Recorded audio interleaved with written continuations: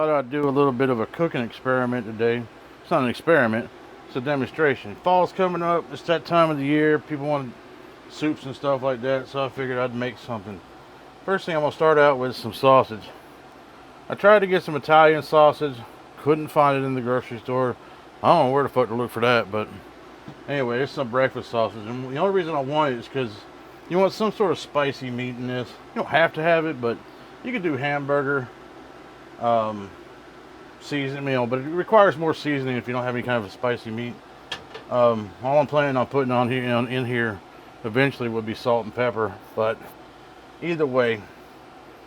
So I'm gonna start out with the breakfast sausage. It's just Smithfield, whatever, hometown original. I don't think I've ever had this stuff before, so I don't know what it's actually going to taste like, but I'm sure it's typical breakfast sausage.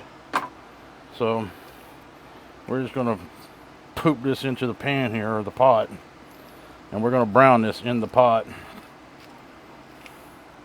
Come on.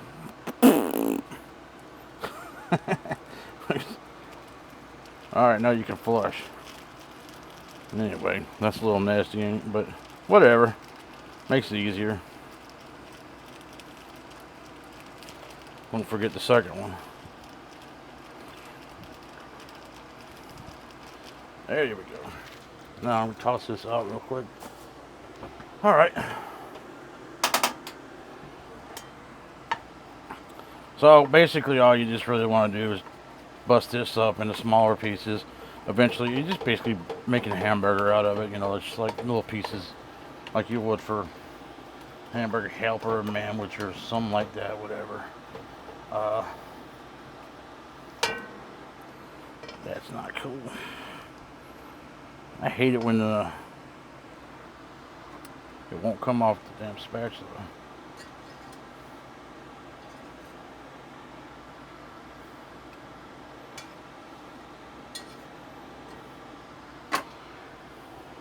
But yeah.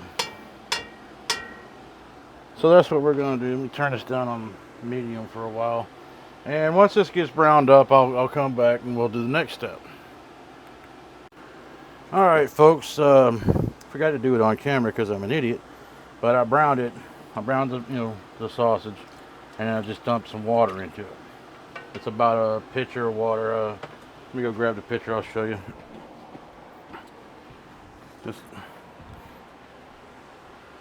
Just one of these. I don't measure anything, so it don't matter, just put water in it. Just don't fill it all the way up because there's a lot more to go in there over time. So then I'm gonna start cutting up potatoes and putting those in there. I've already cut one. Let me cut these others.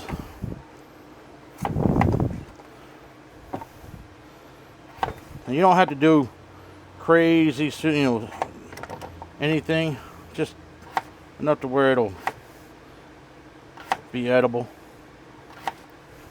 We're not trying to do for restaurant quality or anything like that. We're just trying to do family quality. So, don't go stupid. I don't know if you can see me or not cutting this, but I'm just cutting little half moons. Cut the potato in half once, and then cut just little slices.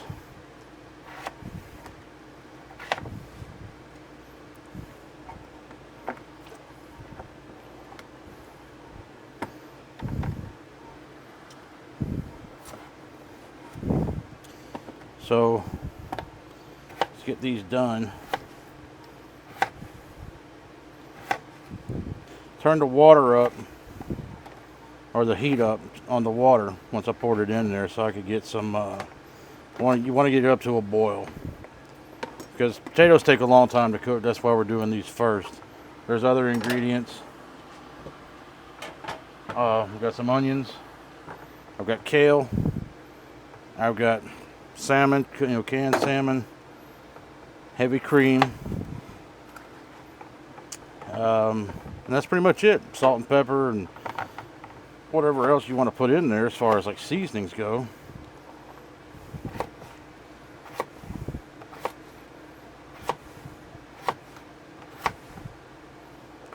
cut myself here.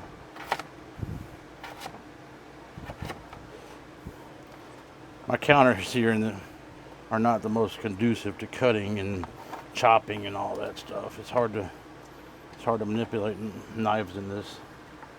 But make sure you wash everything before you start cutting. These potatoes were dusty. But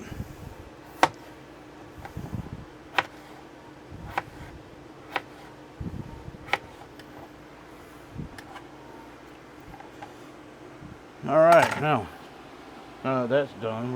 I got my flame up on medium. Just gonna take some salt. And like I said, I don't measure anything. You just season it to taste later on while you're cooking it. That's the best way to do it.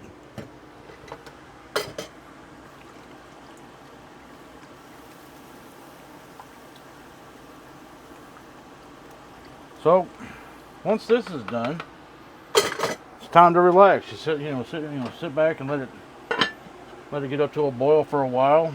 And you do need to pay attention to it, especially if you cover it. But let it get up to a boil. Turn it down on the low.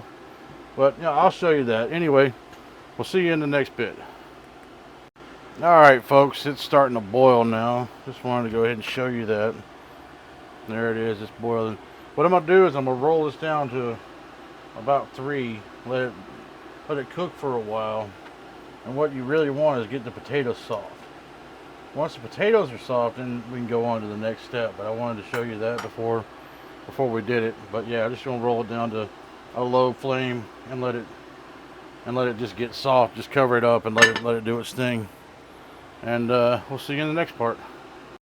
Alright folks, once this starts boiling, actually once it's been boiling and the potatoes get soft, which they are very soft right now, not too soft though, but they break up easy. That's when you want to cut some onions and put some onions in there. Now, I just cut these in strips. You don't want them too small.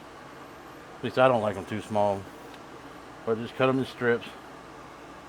Toss them in the pot. If you don't like onions, I feel sorry for you. But I don't know how to make this without onions. Otherwise, it's going to taste like crap. Try to cut this without cutting myself, because this thing is a little slippery.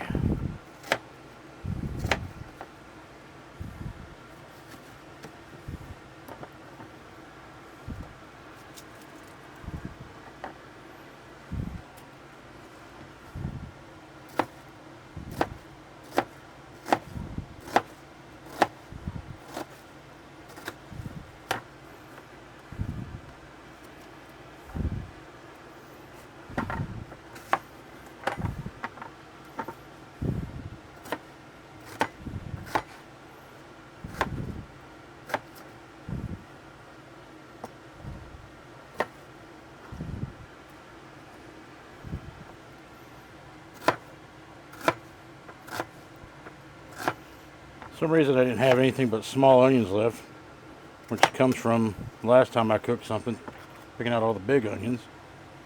So I got to work with these little small ones. Other than this one, it's the only one that's decent.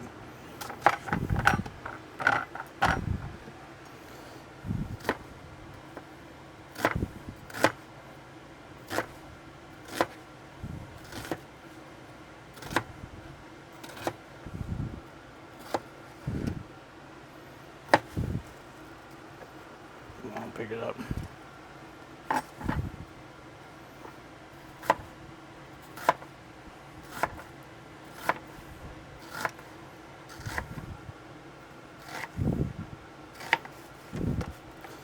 And I know my knife skills aren't like chef level, but they work for me, and I don't get cut, so that's probably all that really matters.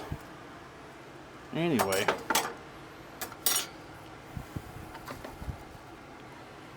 So you cover that up, let it cook for a while. Let it cook for a while. And then, where is my ladle? There it is. I'm just all over the place.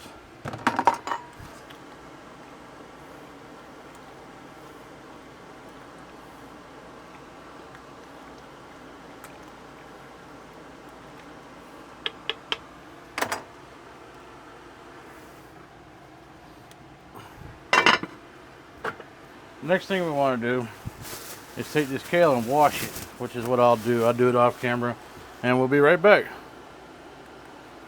All right, folks.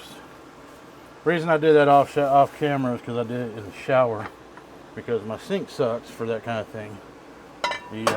The faucet just doesn't, it gets water more outside the sink than it does inside the sink. So what I'm going to do is basically we're going to take kale stalks and we're going to rip the leaves off. You don't want the stems. They taste fine, but they're hard to eat, and it takes forever to break them down. So we're going to break up the leaves and put them in the pot. This is actually the hardest, most time-consuming part, but it's really not that bad.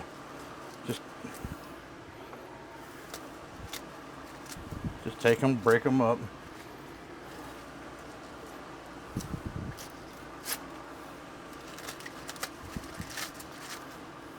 And it doesn't matter how big or how small, they're going to shrivel up inside the soup anyway. But you just, like I said, you just don't want the stalk, at least not the big meaty part of it anyway. A little bit of spine here, it's not going to hurt nothing, you won't notice it. But the big part of the stalk, you don't want. So basically, just take it and you strip it off like that. Pull it apart in your hand. Makes the job a lot easier.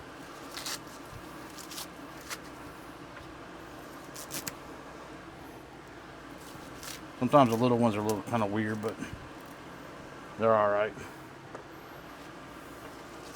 Anyway, once I'm finished with this, I'll take us to the next step and show you what's going on. We'll be back in a few minutes. All right, folks, so once you get the kale all broken up and everything, just put it in the pot, throw a lid on it, let it cook down for a little bit. It won't take that long. It's pretty whatever, it breaks down pretty easy. So just let it cook for a little while and it'll break down, and we'll be back with the final parts of this and make it all come together. See you then. All right, folks, that kale is all broken down a little bit, more like spinach, and so now we're going to get to the last pieces of this soup here. I have no idea what to call this soup. It's just some stuff I make. I invented it just by throwing stuff together, so I don't know what it's called.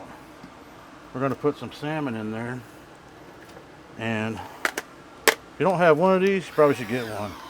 Makes things a lot easier. Probably should change the battery though. I've had it for like 5 years in the same battery. In the meantime, while that's opening up, if I can get the cap off this thing, we're going to put this entire thing of heavy whipping cream in there.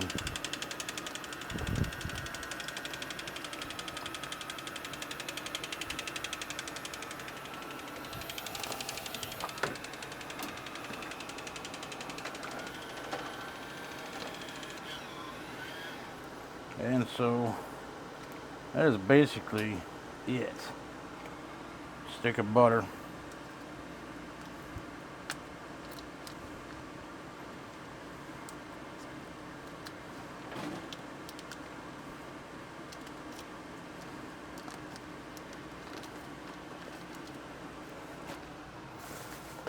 Let it melt down in there.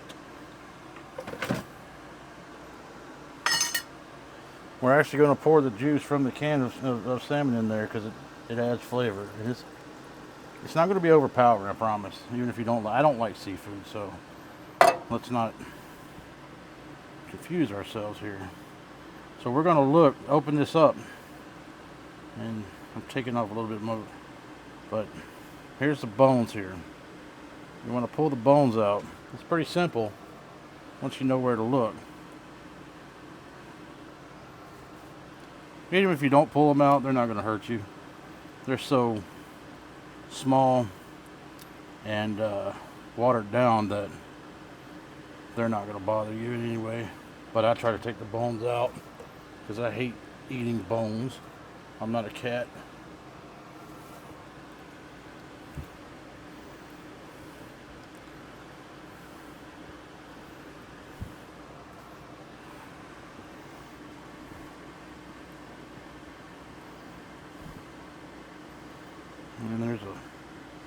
Big old chunk of bones right here. Like I said, they come out real easy. And that's it. Makes your hands nasty. Oh, shit.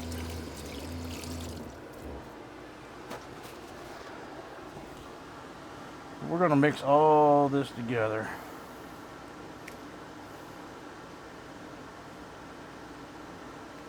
Try to break up that fish as much as possible. You just want little bites in there, you know, and whatnot. And then basically continue cooking for about 10 minutes. And it's done. You want to taste it though while you're messing with it. You're going to want to taste it to see if the seasoning is right. Because like I said, I don't measure nothing. So while you're cooking, you definitely want to taste and see if the seasoning's right. And this is a little bland, but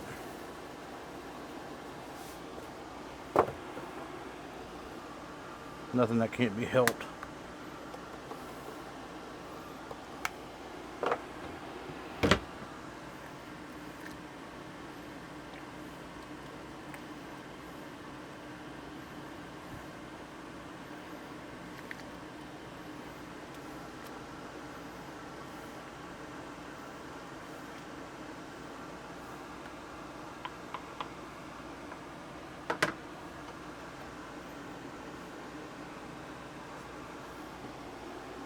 That's good.